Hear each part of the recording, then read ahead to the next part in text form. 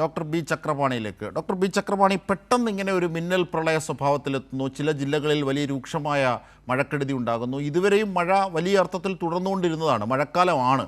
പക്ഷേ മഴ ഒന്ന് മാറി നിൽക്കുന്നു. പെട്ടെന്ന് അതിൻ്റെ ഒരു ഒരു റീ എൻട്രി എന്ന് പറയുന്നത് ഇത്തരത്തിൽ ഗൗരവമായിട്ടുള്ളതാണ്. എങ്ങനെയാണ് ഇത് സംഭവിക്കുന്നത്? എന്താണ് ഇതിൻ്റെ അടിസ്ഥാനം ശാസ്ത്രീയമായി?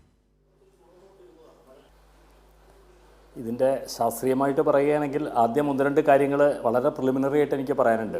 ഒന്ന്, ഈ ജൂൺ, ജൂലൈ, ഓഗസ്റ്റ്, സെപ്റ്റംബർ നമുക്ക് ഏവർക്കും അറിയുന്നത് മാതിരി ഒരു കാലവർഷ സീസണാണ്. എന്തുകൊണ്ടോ ഇത്തവണ മഴ ജൂണിന് മുമ്പേ അല്ലെങ്കിൽ മെയ് ലാസ്റ്റ് വീക്കിൽ തന്നെ വന്നെങ്കിൽ പോലും അത് വേണ്ട വിധത്തിൽ എന്താ പറയുക ശക്തി പ്രാപിക്കാത്തത് കാരണം ഇതുവരെ നമുക്ക് കാര്യമായിട്ടൊരു മഴക്കാലം ഫീൽ ചെയ്തു എന്ന് പറയാൻ നമുക്ക് പറ്റുകയില്ല. ഒരു ശരാശരി കണക്കെടുക്കുകയാണെങ്കിൽ കേരളം ഇപ്പോൾ ഇന്നത്തെ മഴയുടെ കണക്ക് ഞാൻ കൂട്ടുന്നില്ല, അത് വരെ ഇന്നലെ വരെ നോക്കുകയാണെങ്കിൽ ഏകദേശം ഒരു 30% കുറവാണ് നമുക്ക് മഴ കിട്ടിയിരിക്കുന്നത്. ഈ 2 മാസം മൺസൂണിൻ്റെ കാലവർഷത്തിൻ്റെ 2 മാസം കഴിഞ്ഞ ഒരു സിറ്റുവേഷനിലുള്ള ഒരു കണക്കെടുപ്പാണ് ഈ പറയുന്നത്. എന്നാൽ ഇന്ത്യയുടെ മൊത്തം ഭാരതത്തിൻ്റെ നോക്കുകയാണെങ്കിൽ ഒരു 12%, 13% മഴ കുറവാണ്. എന്തായാലും കഴിഞ്ഞ കുറേ കാലത്തെ മൺസൂണിനെ അപേക്ഷിച്ച് നോക്കുമ്പോൾ നമുക്ക് മഴ കുറവായിരുന്നു. അങ്ങനെ നിൽക്കുന്ന ഒരു സമയത്താണ് നമുക്ക് കഴിഞ്ഞ ഒരു 2-3 ദിവസം മുമ്പേ മൺസൂണിൻ്റെ ഞങ്ങളൊക്കെ ആക്റ്റീവ് ഫേസ് എന്ന് പറയും. കാലവർഷം വളരെ ആക്റ്റീവായിട്ടുള്ള എല്ലാ കണ്ടീഷൻസും നമുക്ക് ഫേവറബിളായിട്ട് വന്ന ആക്റ്റീവായിട്ടുള്ള ഒരു സിറ്റുവേഷൻസിലേക്ക് മൺസൂൺ മാറുകയും അതിനെ തുടർന്ന് നമുക്കിപ്പോൾ ഈ 2-3 ദിവസമായിട്ട് വളരെ കൂടുതൽ മഴ ലഭിക്കുകയും ചെയ്തിട്ടുണ്ട്. ഇത് പലപ്പോഴും മാധ്യമങ്ങളിലൊക്കെ പറയുന്നു നമ്മളുടെ 2018-19 പ്രളയത്തിനോടൊക്കെ കമ്പയർ ചെയ്യുന്ന അത് വളരെ തെറ്റാണ്. നമുക്ക് നല്ല മഴ ലഭിച്ചിട്ടുണ്ട്, മൺസൂൺ വളരെ ആക്റ്റീവായിട്ട് വിഗറസായിട്ട് നിൽക്കുന്നുണ്ട് എന്ന് പറയുമ്പോൾ തന്നെ സാധാരണ മഴയെ മീറ്ററോളജിക്കൽ ഡിപ്പാർട്ട്മെൻറ്റ് കാലാവസ്ഥാ വിഭജന വകുപ്പ് പറയുന്ന പ്രകാരം അതിതീവ്ര മഴ അല്ലെങ്കിൽ വെരി ഇൻറ്റൻസ് ഹെവി റെയിൻഫോൾ എന്നൊക്കെ പറയുന്ന ആ കാറ്റഗറി ഒരു 20 സെൻറ്റിമീറ്റർ 25 സെൻറ്റിമീറ്ററിൽ കൂടുതൽ വരുമ്പോഴാണ്. ഇപ്പോൾ ഇന്നലത്തെ മഴയുടെ ഒരു കണക്ക് നമ്മൾ പരിശോധിച്ച് കഴിഞ്ഞിട്ടുണ്ടെങ്കിൽ ഒറ്റപ്പെട്ട ചില സ്ഥലങ്ങളിൽ നമുക്ക് 25 സെൻറ്റിമീറ്റർ മഴ കിട്ടിയത് പത്തനംതിട്ടയും ഇടുക്കിയുമാണ് അതിൽ കൂടുതൽ വരുന്നത്. എങ്കിൽ പോലും വളരെ വൈബ്രൻ്റായിട്ട് എല്ലാ ഡിസ്ട്രിക്റ്റുകളിലും നമുക്ക് ഒരു 20 സെൻറ്റിമീറ്റർ 15 സെൻറ്റിമീറ്റർ 10 സെൻറ്റിമീറ്റർ ആ റേഞ്ചിൽ മഴ കിട്ടിയിട്ടുണ്ട്. അപ്പോൾ മേ ബി വേണമെങ്കിൽ നാളത്തെ ഒരു കണക്കും കൂടി എടുത്ത് നോക്കിയാൽ നമ്മുടെ -30% ഒക്കെ കുറഞ്ഞു വരും. പക്ഷേ ഏറ്റവും വലിയൊരു പ്രശ്നമെന്ന് പറഞ്ഞാൽ നമുക്ക് ഒരു കാരണവശാലും ഇത് നമ്മളുടെ പഴയ പ്രളയത്തിനോട് കമ്പയർ ചെയ്യാൻ പറ്റില്ല. അന്നത്തെ കാലഘട്ടത്തിൽ മൺസൂൺ വളരെ ആക്റ്റീവായിട്ട് ത്രൂ ഔട്ട് നിൽക്കുകയും നമ്മുടെ ഡാമുകളും ബാക്കിയുള്ള പുഴകളും എല്ലാം ഓൾമോസ്റ്റ് ഫുള്ളായിട്ട് നിൽക്കുകയും ചെയ്യുന്ന ഒരു സമയത്താണ് എഗെയിൻ ഒരു ആക്ടിവിറ്റി മൺസൂണിൻ്റെ കൂടുതൽ വരികയും അങ്ങനെ ഇതെല്ലാം കൂടി ഒരു സൂപ്പർ ഇമ്പോസ് ചെയ്ത് വന്ന ഒരു സമയത്താണ് നമുക്ക് മഴ വളരെയധികം നാശനഷ്ടങ്ങളിലേക്കും അല്ലെങ്കിൽ പ്രളയം എന്ന് പറയുന്ന ഒരു ഇതിലേക്കും പോയത്. അങ്ങനത്തെ ഒരു സിറ്റുവേഷൻ ഇന്ന് നിലനിൽക്കുന്നില്ല. ഈ കാലാവസ്ഥാ വകുപ്പിൻ്റെ പ്രവചനപ്രകാരം തന്നെ ഇന്നത്തോടു കൂടി അല്ലെങ്കിൽ നാളെ രാവിലത്തോടു കൂടി മഴ കുറേശ്ശൊക്കെ കുറയും. പക്ഷേ നമുക്കൊരു 4-5 ദിവസം കൂടി മഴ കിട്ടും എന്നുള്ള കാര്യത്തിലൊരു തർക്കവുമില്ല. അത് ഹെവി റെയിൻഫോൾ എന്നുള്ള കാറ്റഗറിയിലാണെങ്കിൽ പോലും ഒരു 5 സെൻറ്റിമീറ്റർ 6 സെൻറ്റിമീറ്റർ കൂടുതൽ മഴ നാളെ വ്യാപകമായിട്ട് കിട്ടാൻ സാധ്യതയില്ല. അത് കാരണം നമുക്കെല്ലാം ആശ്വസിക്കാനുള്ള വകയുണ്ട്.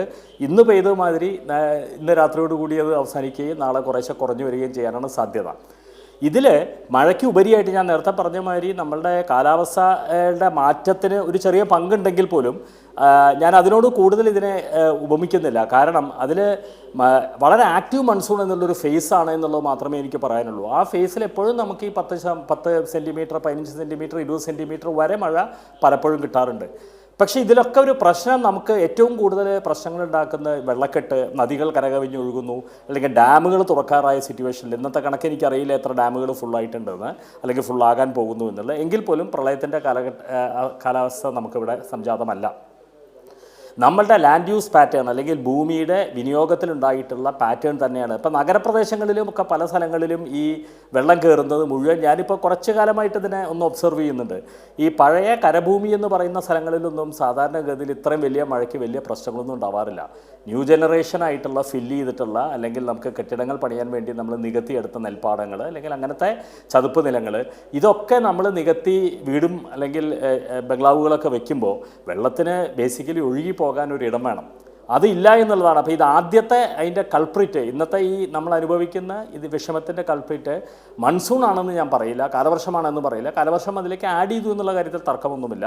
പക്ഷേ നമ്മളുടെ ഭൂമിയുടെ ഉപയോഗത്തിലുണ്ടാകുന്ന ചേഞ്ച് തന്നെയാണ് വാസസ്ഥലങ്ങൾക്കായിട്ടും നമ്മൾ പണിയുന്നു. ഒന്ന്. രണ്ടാമത് നമുക്കറിയുന്ന മാതിരി കേരളത്തിലെ തീരദേശം കഴിഞ്ഞു കഴിഞ്ഞാൽ ഇത്തവണ തീരദേശത്തും അല്ലെങ്കിൽ മലമ്പ്രദേശത്തും എല്ലാം നമുക്ക് നല്ല മഴ ലഭിച്ചുകൊണ്ടിരിക്കുകയാണ്. ഒരു 10 ഡിഗ്രിയിൽ കൂടുതൽ ചെരിവുള്ള സ്ഥലങ്ങളിൽ മുഴുവൻ ഒരു 10 സെൻറ്റിമീറ്ററിൽ അടുപ്പിച്ച് മഴ പെയ്താൽ ആ ഭൂമി വളരെ വളരെ എന്താ പറയുക സസെപ്റ്റീവ് ആയിരിക്കും. എന്തിനാ? ലാൻഡ് സ്ലൈഡ്സിനോ അല്ലെങ്കിൽ മണ്ണിടിപ്പിനൊക്കെ. അങ്ങനത്തെ ഒരു സിറ്റുവേഷനിൽ നമ്മൾ നിൽക്കുകയാണ്. അവിടെ പോലും നമ്മൾ കൺവെൻഷനലായിട്ടുള്ള നമ്മുടെ കാടുകളൊക്കെ വെട്ടി തെളിയിച്ചിട്ട് നമ്മൾ എന്ത് ചെയ്തിരിക്കുന്നു? നമ്മൾ കൃഷിഭൂമിയിടങ്ങളാക്കി മാറ്റുന്നു, പാർപ്പിടങ്ങളാക്കി മാറ്റുന്നു. അപ്പോൾ സോയിൽ വളരെ വളരെ ലൂസാണ്.